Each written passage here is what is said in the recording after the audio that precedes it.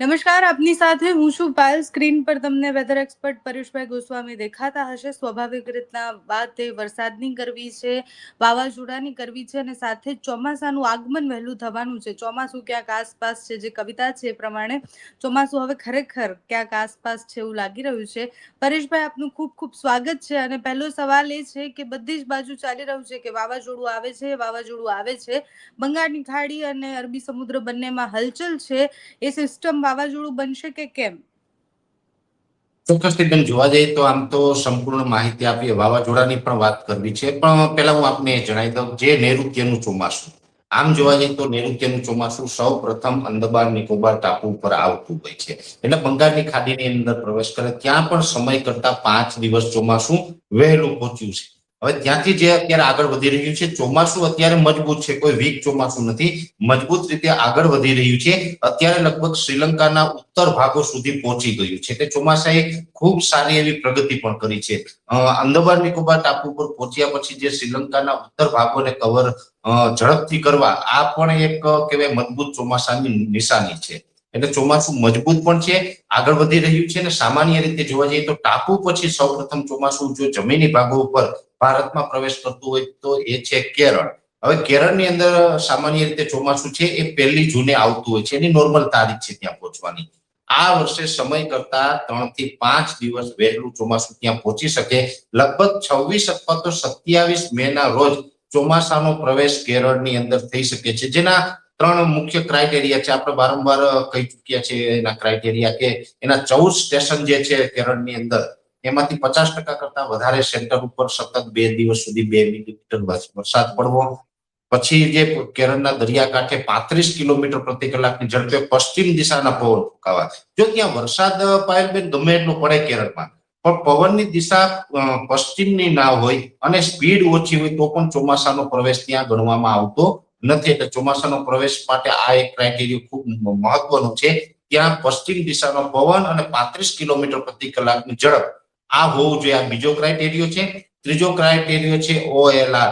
જો કે વરસાદ પડે એટલે OLR છે ફૂલફિલ થઈ જતો હોય છે. OLR નું ફૂલ ફોર્મ થાય આઉટગોઈંગ લોંગ વેવ રેડિયેશન.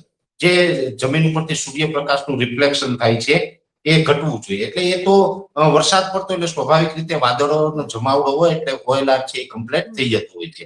આ ત્રણેય ક્રાઇટેરિયા છે લગભગ 26 અથવા તો 27 તારીખે ફૂલફિલ થઈ જશે અને કેરળમાં ચોમાસાના પ્રવેશની જાહેરાત છે એ પણ થઈ જશે. એટલે વહેલું ચોમાસું છે કેરળમાં પહોંચવાનું છે, મજબૂત રીતે પહોંચવાનું છે. ત્યાંથી ઝડપથી આગળ ચાલશે, લગભગ મહારાષ્ટ્ર સુધી તો એ ઝડપથી આગળ ચાલશે અને મજબૂત રહેશે. ત્યાં આવીને પછી મોન્સૂન બ્રેક કન્ડિશન જોવા મળશે. એટલે ચોમાસું ગુજરાતની અંદર વહેલું પહોંચે તેવી શક્યતાઓ ખૂબ ઓછી છે. હા, એક ચોક્કસથી છે. ઘણી વખત ભૂતકાળમાં પણ બન્યું છે કે કેરળમાં ચોમાસું છે એ સમય કરતા વહેલું આવતું હોય ને ગુજરાતમાં સમય આવતું હોય. ઘણી વખત એવું પણ બનેલું છે કેરળમાં વહેલું આવી જાય ગુજરાતમાં મોડું પડે. આ વર્ષે જો કે મોડું નથી પડવાનું, પણ 3 રાઉન્ડની અંદર એનો પ્રવેશ ચોક્કસથી થવાનો છે.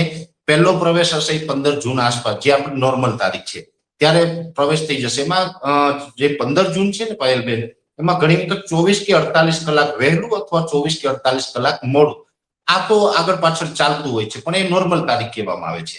એટલે આ રીતે સમયે ચોમાસું છે ગુજરાતની અંદર પ્રવેશ કરશે. ગુજરાતની અંદર સૌ પ્રથમ જયારે પ્રવેશ કરે છે એટલે એનો પ્રવેશ થાય છે વલસાડ જિલ્લાથી, ત્યાંથી ચોમાસાની એન્ટ્રી થશે. પછી જયારે 15 જૂન આસપાસ જે વાવણી લાયક વરસાદની શરૂઆત થાય એટલે સૌરાષ્ટ્રના વિસ્તારો અને દક્ષિણ ગુજરાતના વિસ્તારો, એમાં પણ સાર્વત્રિક નહીં હોય, એ શરૂઆત થોડીક નબળી હોઈ શકે છે. એટલે ત્યાંથી શરૂઆત થશે. બીજો રાઉન્ડ આવશે 22 થી 27 જૂન. એમાં પણ પછી ચોમાસામાં વાવણી લાયક વરસાદ થશે અને એમાં લગભગ સૌરાષ્ટ્ર, દક્ષિણ ગુજરાત, કચ્છના કેટલાય વિસ્તારો, મધ્ય ગુજરાતના ઘણા બધા વિસ્તારો, મધ્યપ્રદેશ બોર્ડરના વિસ્તારો, તમામ વિસ્તારોને કવર કરી દેશે. ત્રીજો રાઉન્ડ આવશે જુલાઈનું પહેલું વીક, એમાં પછી ઓલ ઓવર ગુજરાતને કવર કરી દેશે. એટલે ચોમાસું છે 3 રાઉન્ડની અંદર ગુજરાતમાં આગળ ચાલશે.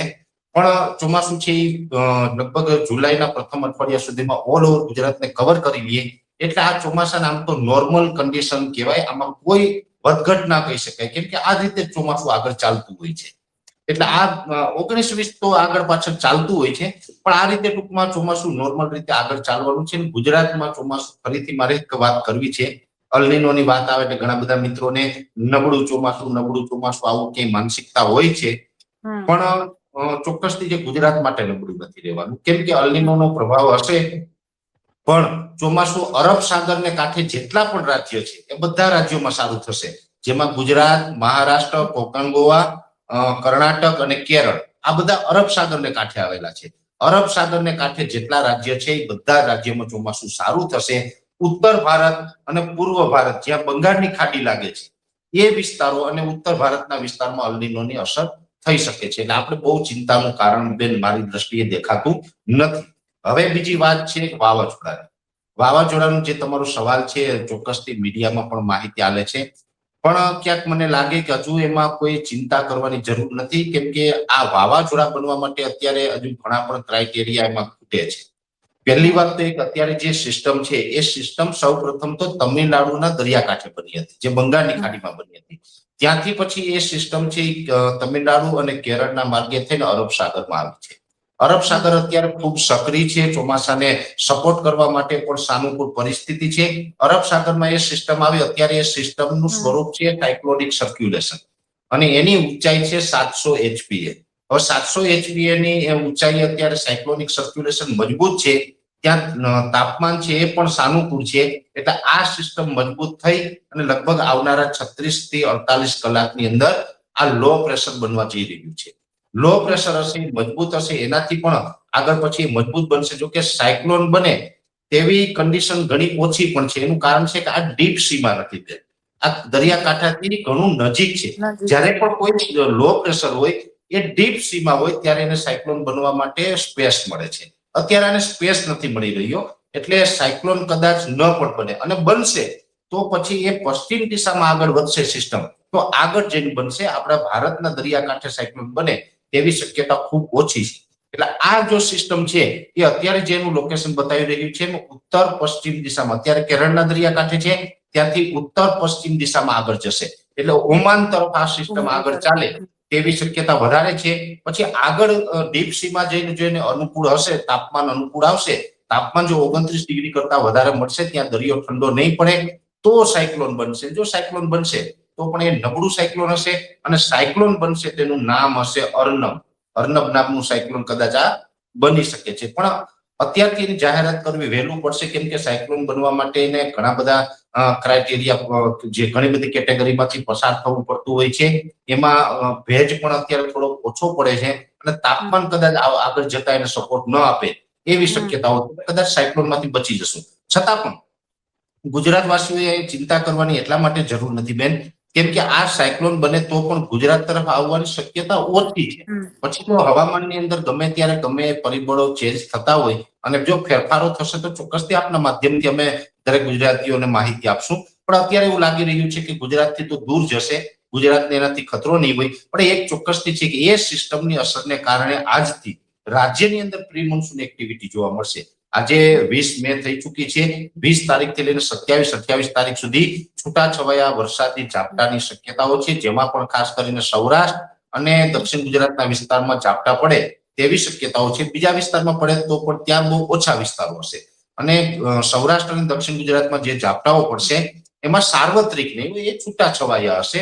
તીવ્રતા પણ મીડિયમ હશે. અમુક વિસ્તારમાં ઠીક છે કે થંડરસ્ટોર્મ એક્ટિવિટી થાય ને ત્યાં થોડી તીવ્રતા જોવા મળે, એ અપવાદ રહેશે. બાકી મધ્યમ તીવ્રતા હશે, તીવ્રતા બહુ નહીં જોવા મળે. પણ આવનારા એક અઠવાડિયા સુધી પ્રી મોન્સૂન એક્ટિવિટી થશે. પછી જૂન મહિનાના પ્રથમ અઠવાડિયામાં પણ પ્રી મોન્સૂન એક્ટિવિટીની શક્યતાઓ છે. એટલે આ પ્રમાણે 2 રાઉન્ડની અંદર પ્રી મોન્સૂન એક્ટિવિટી થશે. અને જે સાયક્લોનની વાત છે એ સાયક્લોન વિશે આ અત્યારે કન્ડિશન છે. ચોમાસા વિશે જે કન્ડિશન છે એ સમજાવ્યું. પણ હવે મહત્વનો મુદ્દો છે પાયલબેન, હીટવેવ. કેમ કે ઘણા સમયથી ગુજરાત છે આકરા તાપમાં શેકાયું છે. બધા લોકો હવે કહેવાય ને ત્રાહીમામ પોકારી ગયા છે આ ગરમીથી. હવે આગળની પરિસ્થિતિ જોવા જઈએ તો આવનારા 3 દિવસ પછી તાપમાનમાં ઘટાડો થશે. તાપમાનમાં ઘટાડો થશે એટલે લગભગ 24 તારીખથી તાપમાન હજુ 21, 22, 23 એમ 3 દિવસ સુધી તો હજુ છે એ કન્ડિશન રહેશે. એ પછી 24 તારીખથી તાપમાનમાં ઘટાડો થશે.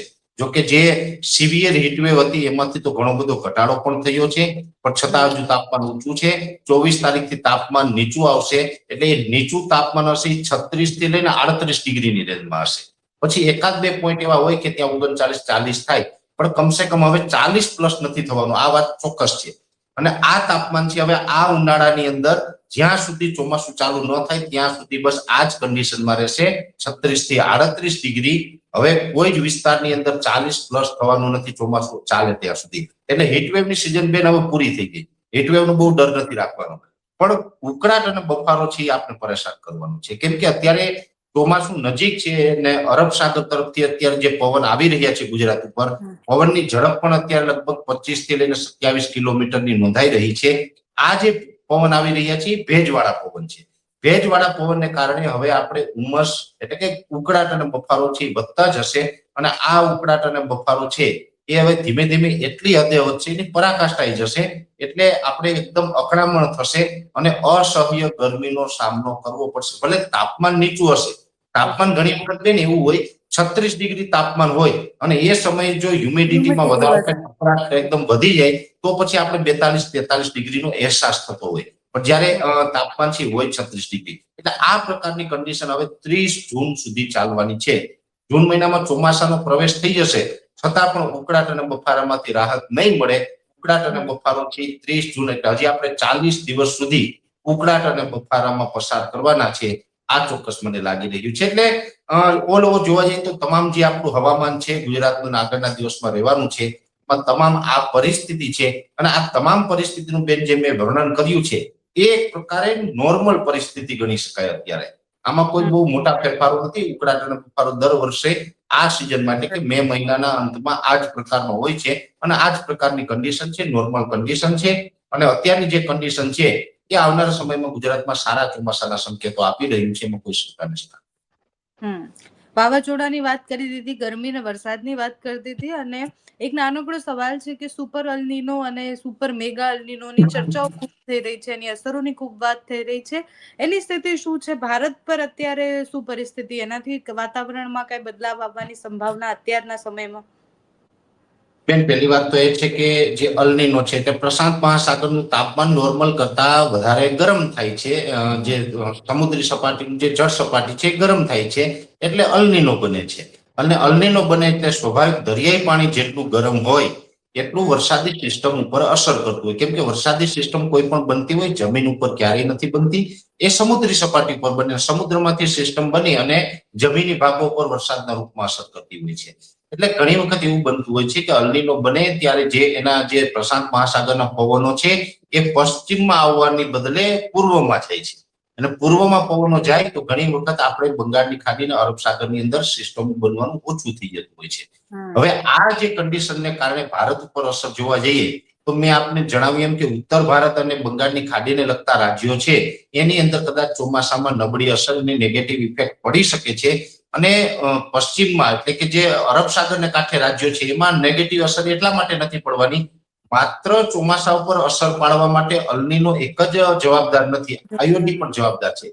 જેવી રીતે પ્રશાંત મહાસાગરનું તાપમાન એશિયાઈ ખંડના ચોમાસાને અસર કરે, એમ જે હિન્દ મહાસાગર છે જે શ્રીલંકાથી નીચે ભૂમધ્ય રેખા છે, જે જમીનનો મિડલ પાર્ટ છે, ત્યાંથી જે નીચેનો સમુદ્ર છે હિન્દ મહાસાગર, એ જે હિન્દ મહાસાગરનું તાપમાન છે એ પણ જો સાનુકૂળ હોય તો ભારતના ચોમાસામાં પોઝિટિવ અસર પડતી હોય. ભૂતકાળમાં પણ એવું બનેલું છે કે અલ્નીનો સક્રિય હતો છતાં આયોડી પોઝિટિવ હતો, જેને કારણે આપણું ચોમાસું છે એ સારું રહ્યું છે. આયોડીનું ફૂલ ફોર્મ થાય ઇન્ડિયન ઓશન ડિપોલ.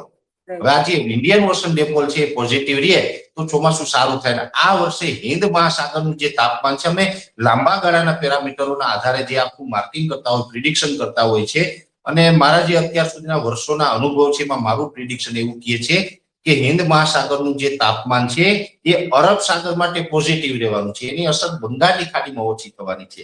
અને એટલા માટે હું વારંવાર કહું છું કે બંગાળની ખાડીને લગતા રાજ્યો અને ઉત્તર ભારતમાં નેગેટિવ ચોમાસું જોવા મળશે.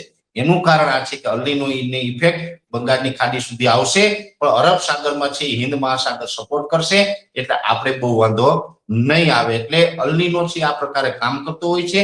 અલ્નીનો જ્યારે જ્યારે સક્રિય થાય ને ત્યારે વાવાઝોડા વધુ બનતા હોય છે દરિયામાં. કેમ કે વાવાઝોડું પણ એટલા માટે બને છે કે વરસાદી કોઈ સિસ્ટમ હોય ને ઊંચું તાપમાન મળે. હવે અલ્નીનો હોય એટલે સ્વાભાવિક રીતે તાપમાન તો અપ થયું જ છે. તાપમાન અપ થયું હોય તો વરસાદી સિસ્ટમને જ્યારે પણ સિસ્ટમ બને એટલે સૌપ્રથમ સાયક્લોનિક સર્ક્યુલેશન હોય, ઊંચું તાપમાન મળે એટલે low pressure, well-marked low pressure, depression અને ડીપ ડિપ્રેશન, આ બધી વરસાદી સિસ્ટમો બને. જેટલું તાપમાન ઊંચું એમ સિસ્ટમ મજબૂત બને, પણ 29 ડિગ્રી કરતા વધુ તાપમાન હોય તો એ સિસ્ટમ છે એ સાયક્લોન બનતી હોય છે. એટલે તાપમાનને કારણે સાયક્લોનો છે એ વધુ બને એવી ઇફેક્ટ ચોમાસા ઉપર પડતી હોય છે. અને તાપમાનને કારણે જે સાયક્લોન બને એ પણ મજબૂત સાયક્લોન બનતા હોય. એટલે અમુક વિસ્તારમાં મજબૂત સાયક્લોન આવે અને અમુક વિસ્તારમાં બિલકુલ વરસાદ ન પડે. એટલે ચોમાસાની આખી પેટર્નને વિખેરી નાખે. આ ઇફેક્ટ છે અલ નીનોની જમીની ભાગો ઉપર પડતી હોય છે. થેન્ક યુ સો મચ પરેશભાઈ, તમે સમય આપ્યો, આટલી બધી માહિતી આપી, આપનો ખૂબ ખૂબ આભાર.